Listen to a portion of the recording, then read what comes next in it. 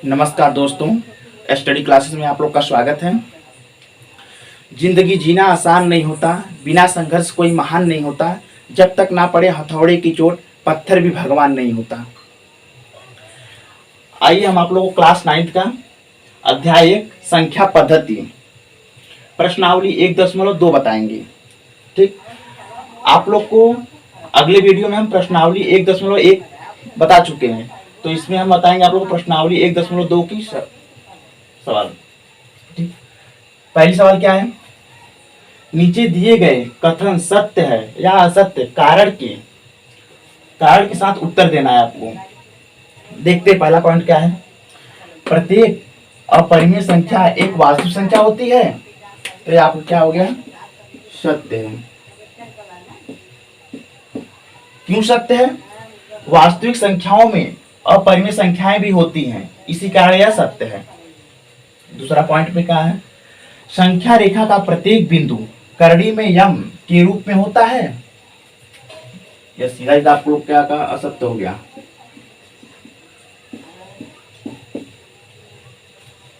यह आपका असत्य है। क्यों असत्य है? संख्या रेखा पर ऋणात्मक और धनात्मक संख्याएं होती हैं। संख्या रेखा, ये जो संख्या रेखा दीजिए आप, यहाँ पर 0 हो गया, यहाँ पर +1, यहाँ पर +2, +3, +4, -1, -2, -3, -4। ठीक, संख्या रेखा पर क्या है? संख्या रेखा पर ऋणात्मक और धनात्मक संख्याएं ही होती हैं। प्रत्येक बिंदु पर एक वर्गमूल हो संभव नहीं है, इसी कारण यह असत्य है। अब देखते हैं तीसरा बिंदु क्या है। प्रत्येक वास्तविक संख्या एक अपरिमेय संख्या होती है, यह भी आपका असत्य है। क्यों असत्य है? इसका कारण देखिए। क्योंकि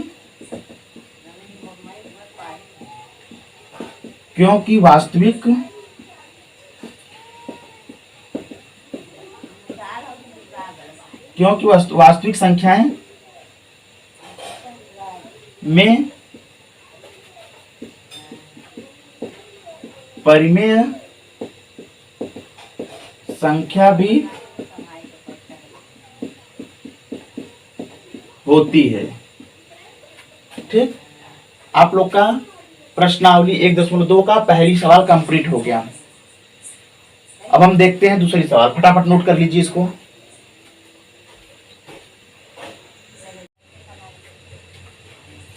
आइए हम आप लोग को दूसरी सवाल बताते हैं। दूसरी सवाल क्या है? क्या सभी धनात्मक पूर्णांकों के वर्गमूल अपरिमेय होते हैं? यदि नहीं तो एक ऐसे संख्या के वर्गमूल का उदाहरण दीजिए जो एक परिमेय संख्या है। उदाहरण देना है। देखिए कैसे करते हैं। इसका हल क्या है? नहीं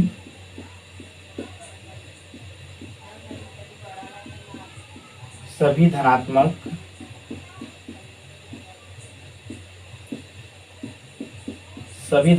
पूर्णांकों के वर्गमूल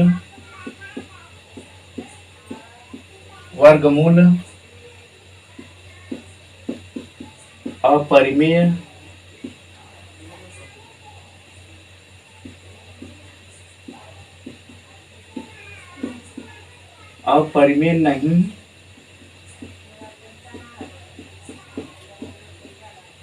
नहीं होते हैं। ठीक, अब क्या कर रहा है?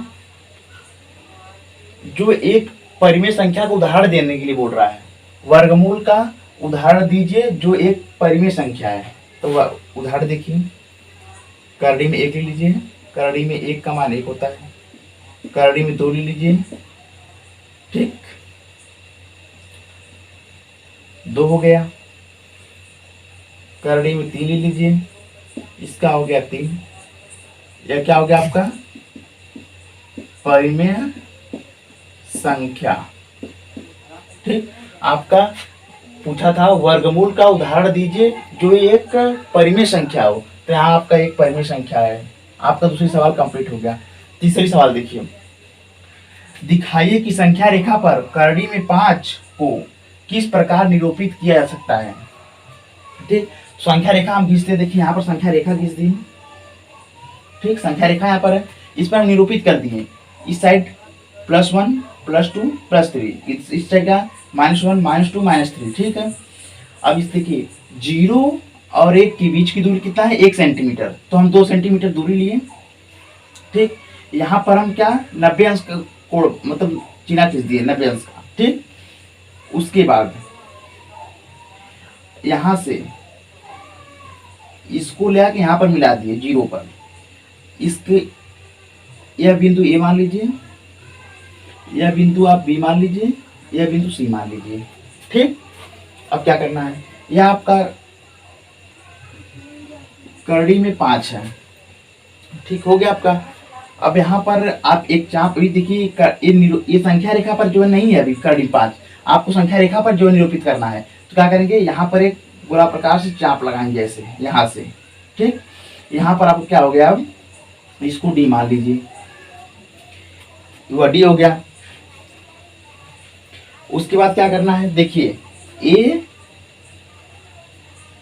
ए सी जो है आपका ए डी के बराबर है, यानी कि जब ये वाला रेखा और ये वाला रेखा जब बराबर है तो इस ए भी करली 5 होगा, इसीलिए बराबर करली 5 लिखा है, तो ए डी बराबर करली 5 लिखा गया है, ठीक। अब उसके बाद देखिए यहाँ पर आइए, पाइथागोरस प्रमेय से कर्ण का स्क्वायर बराबर आधार का स्क्वायर प्लस लंब का स्क्वायर।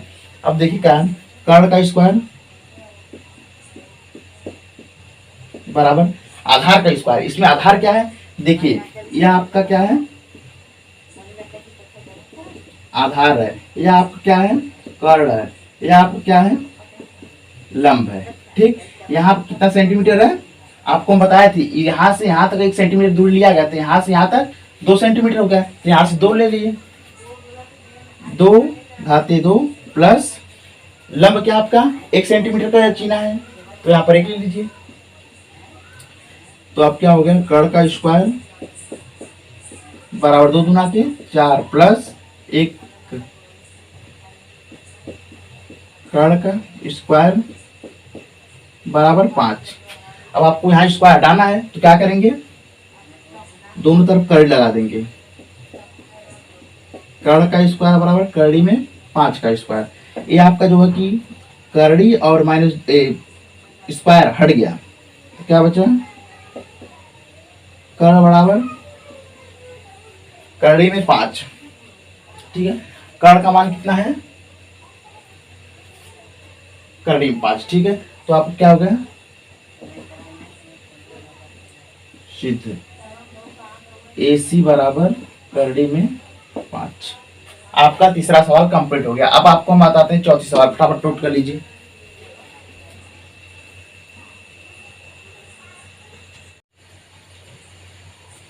आइए हम आप लोग को चौथा सवाल बताते हैं। क्रियाकलाप कागज की एक बड़ी शीट लीजिए और नीचे दी गई विधि से वर्गमूल स्क्वायर रूट स्पाइरल की रचना कीजिए। तो क्या करना है, मुझे स्केल लेना है, स्केल से यहाँ पे 1 सेंटीमीटर आपको रेखा खींचना है, यह बिंदु आपको O मानना है, यहाँ पर P हो गया, ठीक। P बिंदु से आपको 90 डिग्री का 90 अंश का कोण बनाना है, ठीक। 90 अंश का कोण बना दिए, 1 सेंटीमीटर का रेखा होना चाहिए वाला। उसके बाद क्या करेंगे, बिंदु इसको P1 मान लीजिए, अब P1 से O एक ऐसे खींच दीजिए, ठीक, रेखा खींच दीजिए। उसके बाद बिंदु अब इसको मानिए, बिंदु आप P1 को मानिए, अब जो है कि 90 डिग्री का फिर इस पर जो कोण बनाइए, इसकी लंबाई 1 सेंटीमीटर होना चाहिए, इसकी जो लंबाई ए वाली लंबाई है 1 सेंटीमीटर होना चाहिए, ठीक है। यहाँ पर हो गया। फिर आपको क्या करना है, इसको बिंदु P2 मान लीजिए, P2 से O तक एक रेखा खींच लीजिए, ठीक। ऐसे आपको सब में करना है। यहाँ पर फिर मान लीजिए, फिर यहाँ तक 90 अंश कोण बना दीजिए, फिर यहाँ पर मानिए, यहाँ पर 90 अंश कोण बनाइए, फिर यहाँ पर मानिए, यहाँ पर 90 अंश कोण बनाइए, यहाँ पर मानिए, यहाँ पर 90 अंश कोण बनाइए। आप इसको P जो है हम यहाँ पे P11 तक किए, आप P18 तक कर सकते हैं, ठीक। आपका यह रहा चौथी सवाल समाप्त हो गया आप लोग का, ठीक।